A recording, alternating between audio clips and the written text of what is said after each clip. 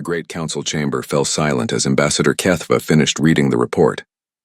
Her 6 arms trembled slightly as she set down the datapad. Around the massive circular table, representatives from 43 different species stared at her with expressions ranging from confusion to disbelief. "Read it again," demanded Councillor Zeftar, his reptilian features twisted into a scowl. "This cannot be correct." Kethva's voice shook as she repeated the words that would change everything. "All human settlements, stations, and ships have vanished from known space. 247 worlds, 1,847 space stations, countless vessels, gone without any warning or explanation." The chamber erupted in chaos. Some council members stood and shouted across the table. Others activated their translation devices, speaking rapidly in their native languages. A few simply sat in stunned silence, their minds struggling to process the impossible. High Councillor Vorthon, eldest member of the council, raised his massive hand for silence. His ancient voice carried the weight of centuries as he spoke. "How is this possible? An entire species does not simply disappear overnight. The timeline shows it happened over 72 hours, Kethva explained, pulling up holographic displays above the table, starting from the outer rim colonies and moving inward. No distress signals were sent. No emergency beacons activated. They just left. Councillor Mexhari, representing the trade guilds, leaned forward with obvious annoyance. "This is clearly some kind of human trick. They probably want better trade agreements or reduced tribute payments. Humans always were too emotional and unpredictable." Several other council members nodded in agreement. Humans had always been different from the other species in the galaxy. While most civilized races focused on art, philosophy, and politics, humans seemed obsessed with work. They took the dangerous jobs nobody else wanted. They volunteered for missions that other species considered suicide. "Perhaps we should consider what drove them to this action," suggested Councillor Yithan, her crystalline form flickering with uncertain colors. "Has anyone reviewed our recent policies regarding human territories?" Councillor Drexnell, military advisor to the council, snorted with derision. "Humans were given exactly what they deserved. They provided useful services and we allowed them to exist in our galaxy. What more could they want?" "They wanted council representation," Ethan replied quietly. "They requested voting rights on matters affecting their colonies. The request was denied last year." "Of course it was denied," Mexhari said, his voice rising. "Humans are a working species. They mine dangerous asteroids, fight in hazardous wars, and clean up toxic spills. They are not equipped for the complex decisions of galactic governance." High Councillor Vorthon studied the holographic displays showing empty space where human worlds once thrived. "Regardless of our past decisions, we now face a practical problem. Who will maintain the mining operations in the Deadly Nebula? Who will patrol the pirate routes near the galactic rim?" The question hung in the air like a toxic cloud. For 300 years, humans had performed the galaxy's most dangerous jobs. They worked in environments that would kill most other species within minutes. They fought wars that other civilizations were too refined to engage in directly. They cleaned up disasters that everyone else considered too risky to approach. "We will adapt," declared Councillor Zeftar. "Other species can learn to do these tasks. Humans were not irreplaceable." Kethva looked at her datapad again, her expression growing more troubled. "There is something else. Our deep space sensors detected massive energy signatures just before the disappearances. The readings suggest advanced propulsion technology far beyond anything in our databases." "Impossible," scoffed Drexnall. "Human technology is primitive compared to ours. They use brute force approaches while we rely on elegant solutions. They could not have developed anything we do not already possess. Yet they are gone," Yithan observed. "And we detected no conventional hyperspace jumps. No standard warp signatures. Whatever they used to leave, it was not technology we recognize." High Councillor Vorthon called for order as the discussion grew heated. "We will establish investigation committees to determine what happened. Meanwhile, we must address the immediate concerns. Mining Guild, prepare alternative plans for resource extraction. Military Command, reassign patrol duties to available fleets." Mexhari stood and activated his personal display. "I have already run preliminary calculations. Replacing human mining operations will require a 30% increase in automated systems and a 60% increase in hazard pay for other species. The cost will be substantial. And the military situation is worse," Drexnall admitted reluctantly. "Humans comprised 40% of our rapid response forces and 70% of our special operations teams. They handled missions that other species refused to accept. Counselor Quintar, who had remained silent throughout the meeting, finally spoke. Perhaps we should ask ourselves why they refused to give any warning. In 3 centuries of cooperation, humans never acted without explanation. They were always direct in their communications, sometimes brutally honest. They were insubordinate, Mexhari replied, always questioning orders, always suggesting improvements to our systems. They showed insufficient respect for established authority. They got results, Quintar countered. Human-led operations had the highest success rates in the galaxy. Their casualty rates were terrible, but they completed missions that others declared impossible. Ethan's crystalline form shifted to darker colors. I reviewed the records from last month's session. The vote to classify humans as a permanent labor class passed by a wide margin. Perhaps they learned about our decision. The chamber fell silent again. The vote had been conducted in closed session with tight security protocols. Only council members and their most trusted advisors had access to the proceedings. Even if they knew, Vorthon said slowly, where could an entire species go? Space is vast, but our sensor networks cover every habitable system within 1,000 light-years. Kethva manipulated the holographic display, showing the galaxy's spiral arms. Long-range sensors detected energy trails leading toward the galactic edge. But the signatures fade after about 500 light-years. Whatever propulsion system they used, it operates on principles we do not understand. We will find them, Drexnell declared, and when we do, there will be consequences for this abandonment of duty. Humans had obligations to fulfill, contracts to honor. What contracts? Asked Quintar. Humans were never given formal citizenship status. They had no legal protections, no guaranteed rights. They worked for us because we allowed them to exist in our territory. High Counselor Vorthon raised his hand again. These philosophical discussions can wait. Our immediate priority is maintaining galactic stability. Mining operations must continue. Trade routes must remain secure. Research projects cannot be abandoned. As the council members filed out of the chamber, many were already making plans to replace human contributions to galactic society. They spoke of increased automation, higher wages for dangerous work, and new recruitment programs for other species. None of them noticed the empty observation deck that had once housed human diplomatic staff. None of them wondered why the humans had built that viewing area in the first place, or why they had always maintained representatives at council sessions even though they had no voting rights. The humans had been watching and listening for 300 years. They had learned from every debate, every decision, every moment of casual dismissal, and when the final vote was cast to make their subjugation permanent, they had quietly made their own decision. By the time the council realized something was wrong, humanity was already beyond the reach of galactic civilization, carrying with them secrets and capabilities that no one had bothered to notice or appreciate. The galaxy was about to learn what it truly meant to lose something irreplaceable. 3 months had passed since humanity's disappearance, and the first cracks in galactic society were becoming impossible to ignore. Counselor Vexitari sat in her private office, surrounded by reports that painted an increasingly grim picture. The Altarian had been appointed to lead the investigation into human affairs, a task that seemed simple when it began but grew more complex with each passing day. The mining crisis hit first and hardest. The deadly nebula, rich in rare metals essential for starship construction, had been completely abandoned. 3 attempts to send non-human crews into the radioactive cloud had ended in disaster. The nebula's shifting energy storms and toxic gases created conditions that would kill most species within hours, even with the best protective equipment. Humans worked there for 50 years without a single fatality, muttered Chief Engineer Zaktos as he reviewed the latest casualty reports. How did they survive what kills everyone else? The answer came from archived medical records that Vextari had been studying.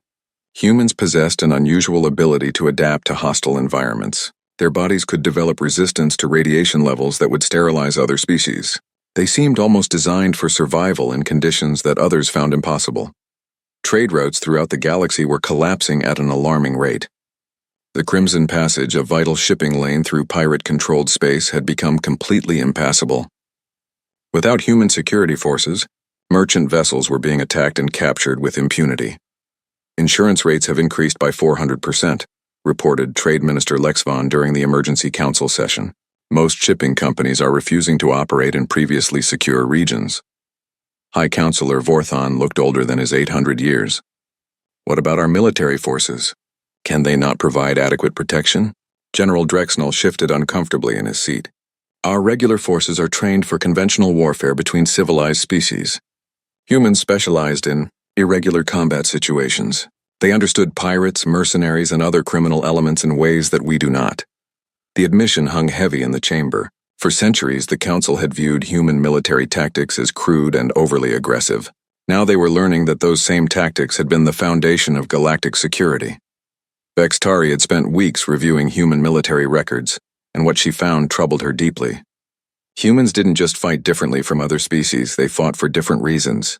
While most galactic military forces focused on protecting their own territories and interests, human units consistently risked themselves for any species under threat. The Battle of Kepler Station illustrated this perfectly. When the Ravager fleet attacked the research facility, human forces had arrived first and held the line until backup could arrive. They suffered 60% casualties protecting a station that held no strategic value for humanity. The researchers they saved were from 12 different species, none of them human. They called it their duty, Vex-Tari whispered, reading the after-action report. Not their orders, their duty. Exploration into unknown regions had ground to a complete halt. The Deep Space Survey Corps, humanity's most dangerous assignment, had been responsible for 90% of new world discoveries in the past century. They ventured into star systems that other species deemed too risky, mapped dangerous phenomena that could destroy unprepared ships, and made first contact with potentially hostile alien life. Dr. Yithin had been working with human survey teams for 20 years before their disappearance. She stood before the Science Council, her crystalline form dim with grief and confusion. They volunteered for missions that had less than 50% survival rates, she explained. Not because they were reckless, but because they believed the knowledge gained would benefit everyone. I lost 17 human colleagues over the years, and each time more humans volunteered to take their places. The economic impact was staggering. Entire industries built on human labor were shutting down. Toxic waste cleanup operations ceased when no other species could survive the contaminated environments. Deep space construction projects were abandoned because only humans were willing to work in the vacuum of space for extended periods. Most shocking of all was the discovery of humanity's role in medical research. Hidden in classified files, Vex-Tari found records of human volunteers for experimental treatments and dangerous medical procedures. They had served as test subjects for vaccines, radiation treatments, and surgical techniques that saved millions of lives across the galaxy. They never asked for recognition, Dr. Vex-Tari admitted when confronted with the evidence. They said helping others was reward enough. I thought they were just simple-minded. Vex-Tari's investigation revealed a pattern that made her stomach twist with shame. In every dangerous situation, in every crisis that threatened galactic civilization, humans had been the first to volunteer and the last to retreat. They had built their society around concepts that other species barely understood: sacrifice, duty, and honor. The Council's archives held 3 centuries of human contributions that had been systematically overlooked or dismissed. Humans had developed most of the safety protocols used in hazardous environments. They had created disaster response procedures that saved countless lives. They had established peaceful relations with dozens of previously hostile species through patient diplomacy and personal sacrifice. Look at this, Vex-Tari said to her research team, displaying a holographic timeline. Every major advancement in galactic safety and security has human fingerprints on it, and we classified them as laborers. The first refugee crisis began in the 4th month. The Zephyrian Empire, emboldened by the absence of human rapid response forces, launched attacks on 3 independent colonies. In the past, human peacekeeping units would have arrived within days to establish order and negotiate ceasefires. Now, with human forces gone, the attacks continued for weeks. Entire planetary populations fled their homes, creating a humanitarian disaster that the remaining galactic forces were completely unprepared to handle. Humans had protocols for everything, reported Emergency Coordinator Quintar: refugee camps, medical aid, food distribution, temporary shelter. They had systems in place that we never bothered to learn because we assumed they would always be there to handle it. The council chambers, once filled with confident debate and political maneuvering, now echoed with desperate discussions of basic survival. Species that had spent centuries focused on philosophy and art were suddenly faced with the brutal realities that humans had been handling all along. We need to find them, High Counselor Vorthan declared. The galaxy cannot function without their contributions. What if they refuse to return? Asked Yithan. What if they have found something better than what we offered them? The question silenced the chamber. For the first time, council members were forced to consider what humanity's perspective might have been. What would it feel like to be valued only for dangerous work, while being denied basic representation? What would it feel like to sacrifice everything for others who viewed you as expendable? Vextari looked at the growing stack of reports on her desk. Military failures, economic collapse, humanitarian disasters, all consequences of losing the species they had taken for granted. They were holding us together, she realized aloud. All this time they were the foundation that everything else was built on, and we never even noticed. Outside her office window, she could see one of the human monuments they had built throughout galactic space. The inscription read, "In service to all species, for the betterment of all civilization." For 300 years, humans had lived up to those words while the rest of the galaxy had forgotten what they meant. 6 months after humanity vanished, the galaxy was dying. Not all at once, but slowly, like a massive ship taking on water through 1,000 small holes. Each day brought new disasters. New crises that exposed how dependent galactic civilization had become on the species they had dismissed as mere laborers. Counselor Vextari stood before the emergency assembly, her report thick with catastrophic updates. The Great Council chamber, once filled with representatives from 43 species, now held barely half that number. Many civilizations had withdrawn from galactic affairs entirely, choosing isolation over the chaos that had consumed previously stable regions. The Andromedan Trade Compact has officially dissolved, she announced to the diminished gathering. Without secure shipping lanes, member worlds can no longer maintain economic ties. 7 species have declared bankruptcy. 12 others have imposed complete trade embargoes. High Counselor Vorthan, who seemed to age years with each passing week, struggled to maintain order. What about the emergency shipping protocols? The military escort programs? General Drexnell's response carried the weight of defeat. Our conventional forces cannot adapt to asymmetric threats. Pirates and raiders use tactics that humans developed to fight them. Without human advisors, we are trying to fight shadows with torches. The criminal underworld had exploded across the galaxy once they realized that human law enforcement was gone. Organizations that had been contained for centuries now operated openly, knowing that no rapid response teams would come to stop them. Slave trading, which humans had nearly eliminated, was returning to levels not seen in 1,000 years. Dr. Yithan materialized in the chamber, her crystalline form flickering with urgent colors. She had traveled from the far rim to deliver news that would shake the council to its core. Kepler 442b is lost, she said without preamble. The plague we detected 3 weeks ago has consumed the entire planet. The silence that followed was deafening.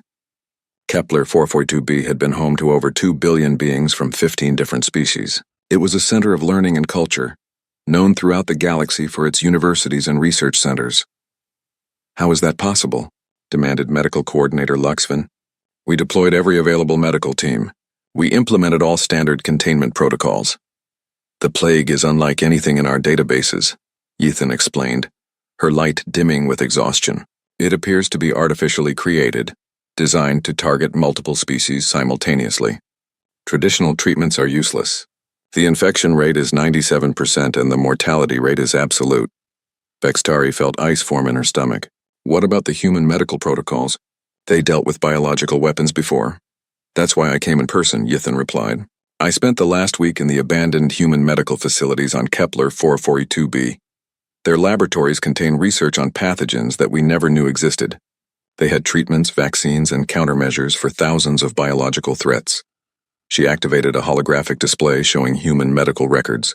They were prepared for this exact type of engineered plague. They had antidotes ready for deployment within hours of outbreak detection. Their rapid response medical teams could have contained this infection before it left the first city. The implications crashed over the council like a tidal wave. Humans hadn't just been willing to work in dangerous medical situations. They had been actively preparing for threats that other species had never even imagined. How many more plagues are out there? Whispered Counselor Quintar. How many other weapons did humans know about that we ignored? The answer came from an unexpected source.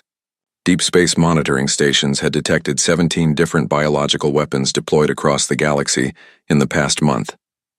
Each one targeted specific species or regions that had previously been protected by human medical teams. Someone has been waiting for this moment, Vextari realized. They knew that without humans we would be helpless against engineered diseases. The Galactic University system was collapsing under its own weight. 40% of their research had been conducted by human scientists, willing to take risks that others considered suicidal. Without them, breakthrough research into dangerous phenomena had ground to a halt. Professor Mektar had spent his career studying neutron stars alongside human colleagues. He stood before the Science Council, his forearms trembling with frustration. They didn't just collect data, he explained. They physically went places that would kill anyone else. They descended into gas giant atmospheres, survived in the hearts of cosmic storms, walked on the surfaces of worlds that should have been uninhabitable. The discoveries humans had made were now being lost as other species proved incapable of replicating their methods. Technologies that had seemed primitive were revealed to be elegantly simple solutions to problems that others had overcomplicated. They understood that knowledge requires sacrifice. Professor Mektar continued. They were willing to die for discoveries that would benefit species they had never even met. The refugee crisis had exploded beyond all control. 37 worlds had been abandoned as their populations fled from various threats. Emergency shelters designed by humans were failing because no one else understood how to maintain them. Supply lines that humans had established were breaking down without their constant attention.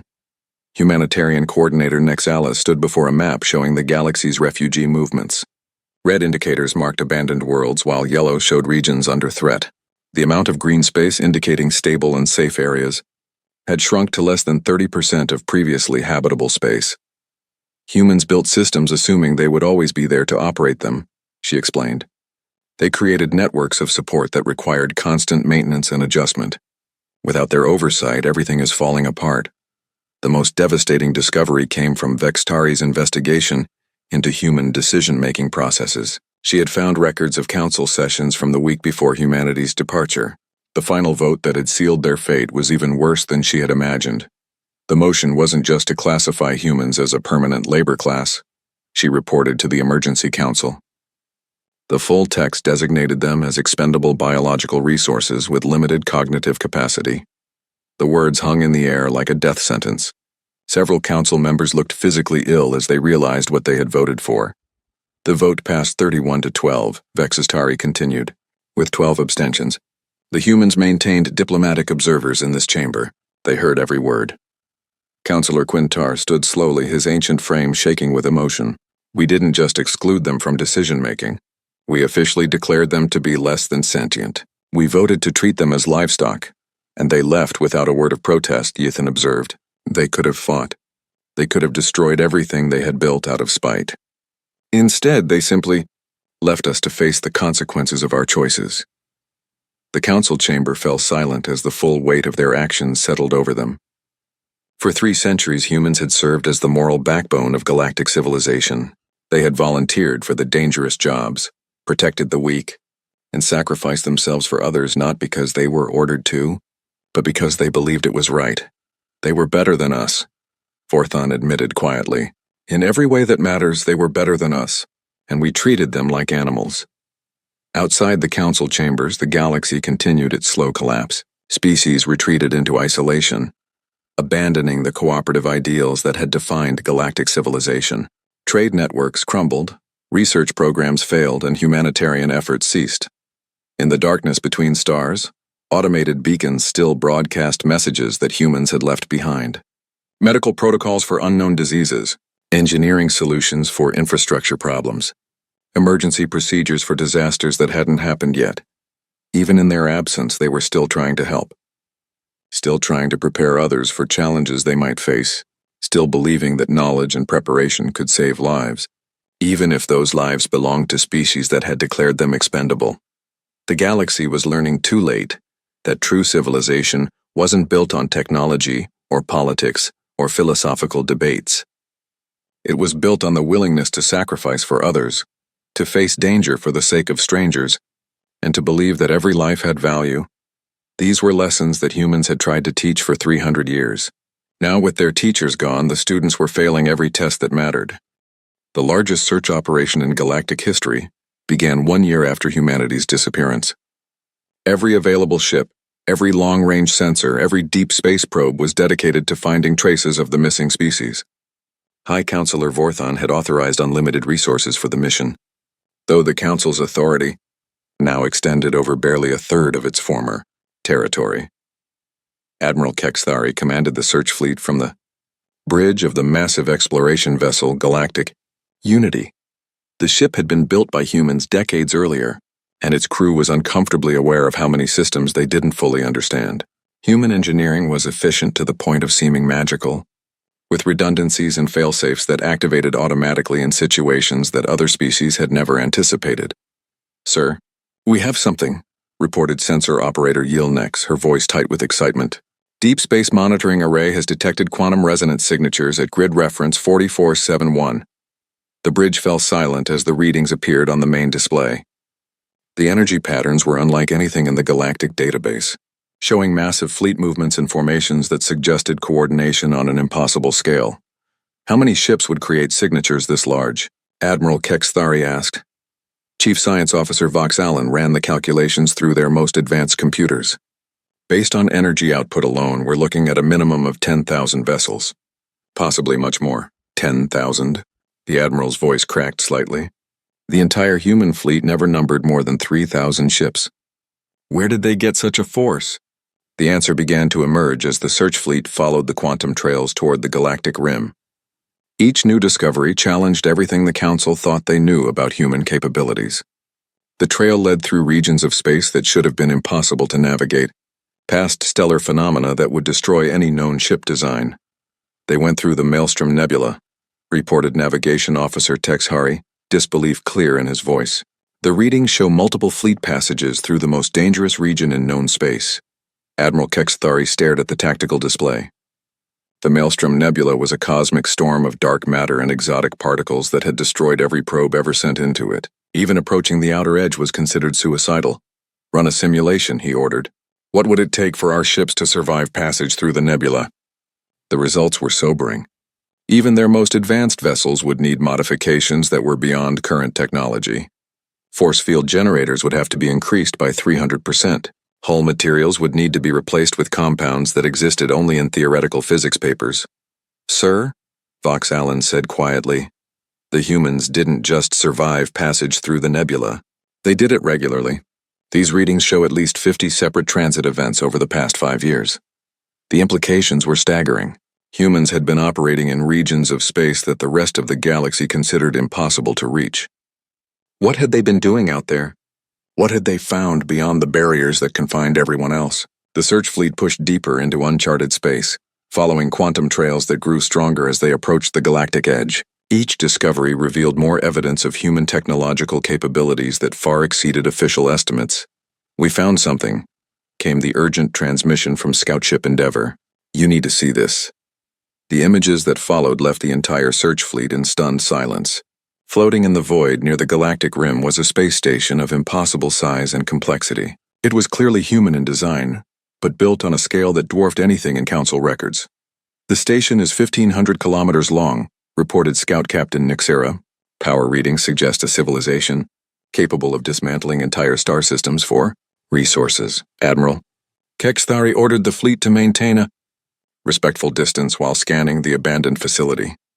The station appeared to be some kind of construction shipyard, with massive docking bays designed for vessels far larger than anything in the galactic fleet. "There are construction records in the station's databases," reported computer specialist Lixtara. "They show completion of over 500 ships, each one larger than our entire capital vessels." The records painted a picture of human industry that defied belief. While the Council had viewed them as a primitive species focused on manual labor, humans had been secretly developing technology that made the rest of the galaxy look like children playing with toys. "Look at these power generation systems," Chief Engineer Caxnell said, his voice filled with wonder. "They're not using fusion or antimatter. This is something completely new. Something that generates energy by manipulating space-time itself." The abandoned station held more secrets than the search fleet could catalog in months. Human research notes described technologies that Council scientists had deemed impossible. Faster-than-light communication systems that worked across galactic distances, manufacturing techniques that could create material stronger than neutronium, weapons that could disrupt the fundamental forces that held matter together. They were holding back, Admiral Kexathari realized. All those years they served alongside us, and they were holding back technologies that could have revolutionized everything. The most disturbing discovery came from the station's communication logs. Records showed contact with civilizations beyond the galactic rim, species that the Council had never even imagined existed. Humans hadn't just left local space, they had been invited to join something larger. There are 17 different species mentioned in these diplomatic files, reported Communications Officer Yaltesh. All of them describe similar experiences. Advanced civilizations that use them for dangerous work, while denying them equal status. The pattern was becoming clear. Humans weren't unique in their experience of exploitation. Across multiple galaxies, advanced species had made the same mistake, treating valuable contributors as expendable resources instead of equal partners. They formed an alliance, Vox Allen said, reviewing the diplomatic records. The United Federation of Independent Species, all of them refugees from civilizations that failed to recognize their worth. The search fleet discovered construction records for massive colony ships, each one capable of transporting entire planetary populations across intergalactic distances. The designs incorporated technologies that seemed to ignore known laws of physics, creating artificial gravity wells and environmental systems that could sustain life indefinitely. They weren't just leaving, Admiral Kexathari realized. They were prepared to leave. This evacuation was planned for years, maybe decades. Investigation of the station's historical records revealed the truth that the Council had been dreading. 3 days before their departure, Human Intelligence Services had intercepted the Council's final vote to classify them as expendable biological resources. They knew, Communications Officer Yaltesh said, her voice barely a whisper. They heard every word we said about them. They knew exactly how we saw them. The transmission logs showed something even more heartbreaking. In the hours after learning of the Council's decision, human leadership had debated their response. Some had wanted to fight, to use their superior technology to demand better treatment.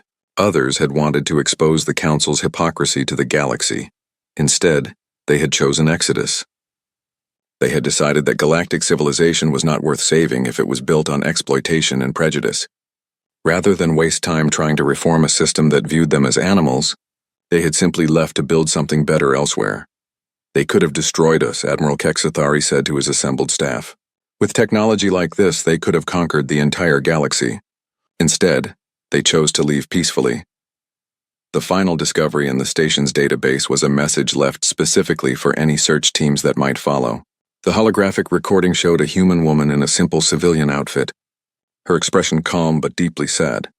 To whoever finds this message, she began, we want you to know that we hold no hatred for the species we served alongside for 3 centuries. We learned much from you about art, philosophy, and the beauty of diverse civilizations working together. Her image paused, looking directly at the camera with eyes that seemed to see across time and space. We also learned that cooperation requires mutual respect, that partnership requires equality, that true civilization cannot be built on the backs of those you consider expendable. The message continued with technical specifications for technologies that could help stabilize the collapsing galaxy, medical treatments for the plagues ravaging outer worlds, engineering solutions for failing infrastructure. Even in their final message, humans were still trying to help. We leave these gifts not because we owe them to you, but because we believe that every life has value, even among those who did not extend the same courtesy to us. Perhaps in time, you will learn to build a civilization worthy of the name. The recording ended with coordinates to a location beyond the galactic rim, along with a simple message. When you learn to value contribution over politics, when you choose cooperation over exploitation, you will be welcome to join us. Admiral Kexathari stared at the empty holographic platform where the message had played. 2 years had passed since humanity vanished from the galaxy, and the Great Council chamber stood nearly empty. Where once 43 species had gathered to debate the future of galactic civilization, now only 7 representatives remained.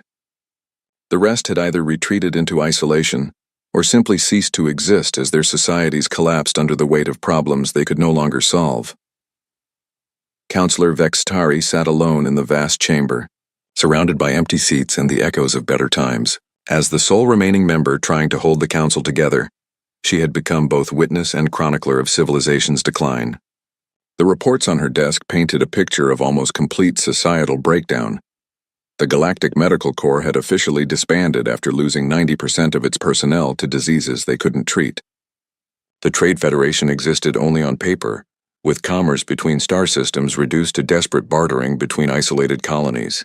The once mighty galactic fleet had been reduced to a few hundred ships, most of which were grounded due to lack of spare parts and maintenance expertise that only humans had possessed. Status report from Sector 7 announced the Chamber's automated system, one of the few technologies still functioning properly. The voice that followed belonged to Governor Yixtal, his exhaustion evident even through the communication link. "We've lost contact with 12 more colonies this week," he reported. "The Crimson Plague has spread beyond our ability to contain it. Without human medical teams, we're forced to implement complete planetary quarantines." Vextari closed her eyes, feeling the weight of each lost world. The plagues that humans had easily contained were now sweeping across the galaxy like wildfire. Each outbreak resulted in the abandonment of entire star systems, as terrified populations fled to regions that seemed safer but were actually just as vulnerable. "What about the emergency protocols?" she asked, though she already knew the answer. "The human protocols require medical supplies we can't manufacture and techniques our doctors can't perform. We've tried to adapt their procedures, but without their understanding of how diseases spread in hostile environments, we're just delaying the inevitable." The communication ended, leaving Vextari alone with her thoughts and the growing list of civilizations that would never recover from humanity's absence. The Andromedans had been the first to fall, their trade-based society collapsing when shipping lanes became too dangerous to navigate. The crystalline communes had shattered when their research facilities could no longer operate in hazardous environments. The Zephyrian Empire had devolved into civil war when their military discovered they couldn't maintain order without human peacekeeping expertise. A soft chime indicated an incoming priority transmission. Vexitari activated the display, hoping for good news but expecting another report of disaster. Instead, she found herself looking at something that made her heart stop. The signal was coming from beyond the galactic rim. The transmission bore the unmistakable marks of human communication protocols, but with technological sophistication that far exceeded anything in the galactic database. "Greetings to the Galactic Council," came a calm, familiar voice. The speaker was a human woman, but she wore clothing that seemed to be made from materials that shifted and flowed like liquid starlight. Behind her, Vextari could see glimpses of a space station that dwarfed anything in Council records. "I am Admiral Sarah Chen, speaking on behalf of the United Federation of Independent Species. We have been monitoring the situation in our former galaxy and feel compelled to address the ongoing crisis." Vextari's hands shook as she activated the recording system. This was the first direct contact with humanity since their departure, and she knew that every word would be analyzed by the few remaining galactic governments. "We want to be clear that we hold no malice toward the species we once served alongside," Admiral Chen continued. "Our departure was not motivated by revenge, but by the simple recognition that we could not build a better future within a system that viewed us as expendable." The transmission paused, and Vexitari could see other figures moving in the background. They appeared to be representatives of various species, none of which she recognized. The human woman was speaking for an alliance that extended far beyond anything the Galactic Council had ever imagined. "In the 2 years since our departure, we have established colonies in 17 different galaxies. We have formed partnerships with civilizations that understand the value of cooperation over exploitation. We have built a society where contribution is valued regardless of species, where dangerous work is shared equally among volunteers, and where every voice has equal weight in decision-making." Vextari felt tears forming in her eyes as she listened to the description of everything the Galactic Council could have been but had chosen not to become. "We have also continued to monitor the situation in our birth galaxy, and we are saddened by the suffering that has resulted from the breakdown of cooperative systems. Plagues rage unchecked, infrastructure crumbles, and countless innocent beings suffer from decisions they had no part in making." The transmission included detailed technical specifications for technologies that could address many of the galaxy's current crises: medical treatments for the engineered plagues, engineering solutions for failing life support systems, communication protocols that could help isolated colonies coordinate relief efforts, We offer these gifts not because we owe them to you, but because we believe that suffering should be alleviated wherever possible, regardless of past grievances. Admiral Chen's expression softened, showing something that looked almost like pity. However, we also want to be clear about the conditions under which formal contact could be re-established. The United Federation of Independent Species stands ready to welcome any civilization that demonstrates a genuine commitment to equality, cooperation, and the inherent value of all sentient life. The coordinates that followed pointed to a location just beyond the galactic rim, where long-range sensors had detected massive construction projects and energy signatures that suggested a thriving interstellar civilization. When your society learns to value contribution over politics, when you choose cooperation over exploitation, when you build systems that protect the vulnerable rather than using them, you will find us at these coordinates. Until then, we wish you wisdom in your choices and strength in your struggles. The transmission ended, leaving Vextari alone in the empty council chamber, with the weight of humanity's final judgment hanging in the air. They had not abandoned the galaxy out of spite or hatred. They had left because they refused to be part of a civilization built on exploitation, and they had built something better elsewhere. Standing slowly, Vextari walked to the great windows that looked out over the Council World's capital city. Once it had been a shining example of interspecies cooperation, with beings from dozens of worlds working together in harmony. Now large sections of the city stood empty and dark. Their inhabitants fled to safer regions or simply dead from problems that humans could have solved easily. She thought about the monuments that humans had built throughout the galaxy, inscribed with words like "in service to all species" and "no one left behind." Those monuments still stood, but they now served as painful reminders of ideals that the galaxy had possessed but never truly understood. The irony was bitter and complete. Humans had spent 3 centuries trying to teach the galaxy about cooperation, sacrifice, and the value of every life. They had demonstrated these principles through their actions, volunteering for the most dangerous jobs, protecting the weakest members of society, and always putting the needs of others before their own. And the galaxy had responded by voting to classify them as expendable biological resources. Now, with humans gone and their lessons forgotten, galactic civilization was collapsing under the weight of its own selfishness. Species retreated into isolation rather than risk helping others. Dangerous jobs went undone because no one else was willing to take the risks. Research stagnated because no one else was willing to make the sacrifices necessary for dangerous discoveries. Vextari made her way to the Council's memorial garden, where statues honored the greatest contributors to galactic civilization. For centuries, these monuments had featured philosophers, artists, and political leaders, but scattered among them were smaller statues that most people overlooked, memorials to human volunteers who had died in service to others.